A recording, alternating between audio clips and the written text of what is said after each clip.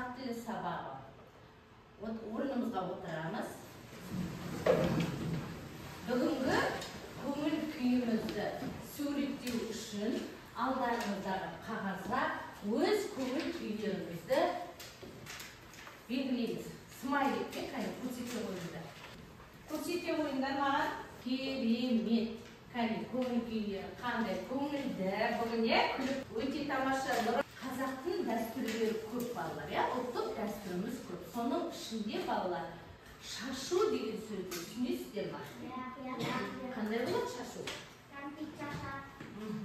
Тұсау кескенде бесікке салған уақытта шашу шашады. Жаңа өзде дұрыс айтасыңдар, машина сатып алған уақытта. Балалар қараңдар. Мен сіздердің алдарыңызға мынандай кәмпиттердің сызбасын қойдым. Яғни біз тойда тек шашу шашамыз. Сол шашудың мағынасы ретінде бүгін біз өзімізді осы кәмпиттердің сызбасымен бағалап отырамыз. Сендерге сұрақ жауап ретінде мынандай сұрақтар қоямын. Яғни үй тапсырмасын еске түсіреміз. Зат, есім дегеніміз не? Заттың атын білдіретін мысалы Малика сабаққа келді. Кім сабаққа келді? Өте тамаша. Зат есімнің сұрақтары. Қол көтереміз. Нұрайым. Кім не? Кім не? Кімдер нелер? Кімдер нелер? Жалпы есім дегеніміз не? Айтамын. Жалпы есім дегеніміз ол сөздер басатын басталатын. Жалпы есім. Жақсы, өте тамаша. Жалпы есім дегеніміз? Жалпы есім дегеніміз ол кіші әріптен басталады. Кіші әріптен басталады. Топ өзінің жаңағы жұмысын көрсету үшін топқа барып жинақталамыз. Молодец, қане? Өте тамаша. Кім шықты? Қожа Насыр. Өте тамаша. Қане? Кім шықты? Бай шықты. Кім шықты? Алдар көсе шықты. Кім шықты балалар? Қаша бала. Жақсы, керемет. Орнымызға отырамыз, бармыз. Біз жаңа ұлттық кейіпкерлерді құрастырып көрсеттік. Ұлттық кейіпкерлер қайда кездеседі? Ертегілерде. Өте тамаша. Қандай тамаша жауап? Ертегілерде. Енді балалар қарай. Мына менің қолымда екі шелек тұр. Екі шелекте былай деп жазылған. Мынау сөздердің шелегі, мынау сол сөздер арқылы біз бүгінгі сабақтың тақырыбын тауып аламыз. Ол үшін мен сөздердің сабақтың тақырыбын былай қоямын да, мына сөздердің шелегіндегі сөзді алу арқылы ол қандай сөз? Түсініп отырсыңдар ма? Қандай есімге жатады? Зат есімнің қандай түріне жатады? Соған жауап бересіңдер. Жарайды ғой, иә? Келді. Кім шығады қане? Кел, Малика. Қамбар ата. Жалқы есім. Жақсы. Келе ғой, еңлік. Алатау. Жалқы есім. Ибрахим. Алматы. Жалқы есім. Ақтөс. Жалқы есім. Ал енді қарай қалар. Біздер мына шелекке нелерді салдық? Нелерді салдық? Сабақ тақырыбына байланысты нелерді салдық? Сөздерді салдық. Қандай сөздер? Жалпы есім. Оқушылар, бүгінгі біздің сабағымыздың тақырыбына байланысты жалпы есім мен жалпы есім туралы бейне сабаққа мән беріп қараймыз. Жарай ма? Мен жалпы есім. Менің атым Сәкен. Мен Алматы қаласында тұрамын. Қала Алатау тауының етегінде орналасқан. Достық даңғылдары бар. Осы мәтіндегі бас әріппен жазылған сөздерге көңіл аударайық.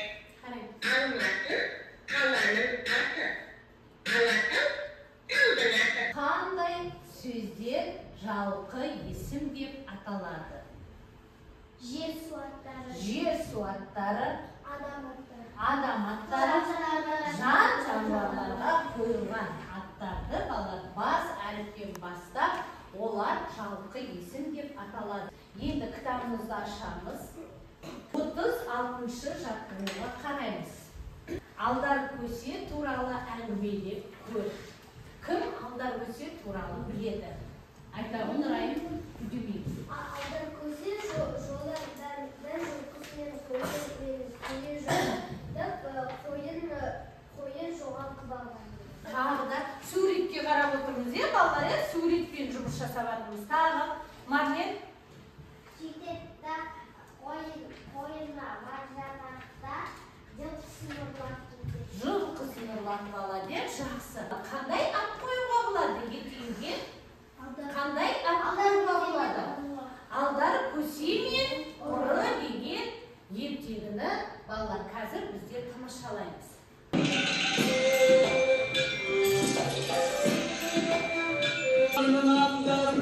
Жәрмеңкеге барғанмын, түрлі ғажабын көріп келіп базармын. Мынандай тапсырма. Енді осы кейіпкерлер әлемі әдісі арқылы біз әрі қарай осы көрген мультсериалымыз арқылы жұмысымызды жалғастыратын боламыз. Алдар көсе қандай адам? Ақылды, кедей, өте тамаша. Осы ұры мен алдардың кездесуінен кейін біз қандай қорытынды шығаруымызға болады? Ол кедейді алдар көсені алдағанмен балалар ұры. Түбі өзі не істеді? Құдыққа түсіп қалды, солмай. Сонда біз қандай қорытындыға келе аламыз? Ұрлық, түбі, қорлық. Дәптерімізді ашамыз.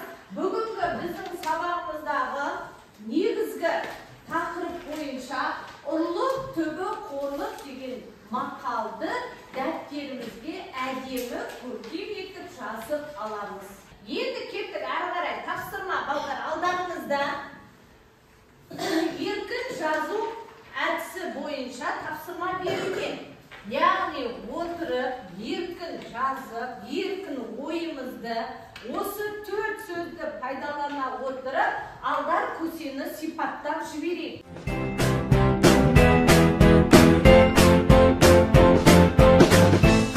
Тақтаға кім жатады? Кім жатады? Тақта айым келе ғой. Қожанасы мен алдар көсе кездесті. Келесі сөйлемді. Келе ғой. Олар келді. Қаламсапты қоямыз. Дәптерді жабамыз. Балалар, бері қараймыз. Біз көп жұмыс жасадық. Енді бүгін қазіргі сергіту жаттығуымыз көз адамның айнасы деп аталады. Бірінші дұрыстап отырып аламыз. Қолды қойып, дұрыстап отыр. Басыңды тік ұста. Осылай тік ұста. Осылай отырдық қой, кеттік. Бірінші көзбен төменге қараймыз. Жоғарға, төменге, сол жаққа, оң жаққа. Көзіміз демалды ма? Әрі қарай тапсырмамыз қалды. Топтық жұмыс. Сіздер жалпы есім туралы мәлімет, жалпы есім туралы мәлімет. Әрі қарай кеттік. Біздер мына сөздерді құрастырып отырып, тағы да қандай осылайға ереже құрастыруға болады? Суретті сөйлесейік. Алатаудың баурайында Амангелді ауылы бар. Мен сол ауылға бардым. Мысын көрсетеді, оқи ғой. Мысық тышқанды көрсе бас салады. Бұл кісінейді? Жалқы есім. Ал Астана еліміздің Астана жалқы есімге жатады. 1, 2, 3. Алмагүл. Айнагүл. Айгүл. Сырға гүл. 1, 2, 3. Сендердің жұмыстарын қалай аталады? Қос ромб. Жалқы есім. Кісінің аты жөні, жер суаттары бас әріппен басталады. Қараңыздар, енді қос ромбты екеуін қосқан уақытта мына сөздердің барлығы қандай есімге жатады? Зат есімге жатады. 1, 2, 3. Келесі жұмыс балалар. Я жоқ сұрақтарға мына сөздің қайсысы жауап береді? Мына сөз қай сұраққа жауап береді? Бірінші тұрған ненің суреті? Ненің суреті? Кітап, келе ол, кітап. Қай сұраққа жауап береді? Кел. Не? Баса бер. Рания, келе ол. Рания. Келе ол. Қандай сұраққа жауап береді? Домбырашы. Кім? Ибрахим келе ол. Нелер?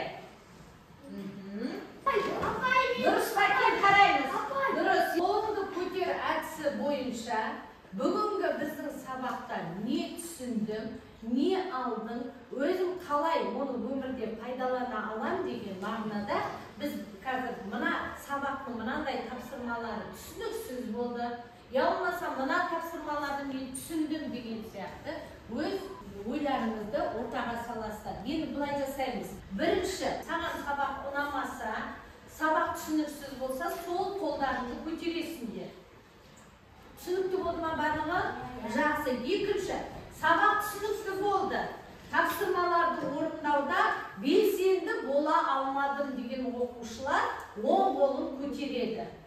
Белсенді болмадым, жұмыс жасай алмадым деген балалар бар ма? Жақсы. Әрі қарай кеттік. Егер сабақ түсінікті болды, тапсырмаларды орындауда қиналған жоқпын деген оқушылар екі қолын көтереді. Барлығымызға ұнады ма сабақ? Сабақ ұнаса ендеше кері байланыс сіздерден күтемін. Кері байланыс бүгінгі сабақта Сақиямен біздер, яғни бүгінгі біздің ұлттық кейіпкерлердің көбінесе басында жүретін бас киімі ол тақия. Солай ма? Ендеше сол тақияны кию арқылы біз бүгінгі сабақта не үйрендім, не білдім, не көрдім. Сабақ әсері туралы айтасыздар. Келе ғой, Мармен, келе ғой. Мен көп нәрседен үйрендім сабақ бүгін күшті болды. Мен сізге жалпы есім туралы өттім. Маған бүгінгі сабақ ұнады. Менің алдар көсемен ұры туралы. Бүгінгі сабаққа өте жақсы қатыстыңдар. Алдарындағы шашу конфет арқылы сендер өз өздеріңді бағаладыңдар. Бүгінгі біздің сабаққа жақсы қатысқан оқушыларға көп рахметімізді айтамыз. Және кім қанша конфет жинады, сол оқушыға сонша конфет беріледі. Қанша? Санмен айта беріңдер, санмен. Сен үшеу. Мен үшеу. Жақсы, үшеуден жақсы. Ендеше балалар, сабағымыз аяқталды. Сабағымызға қатысқандарыңызға көп рахмет.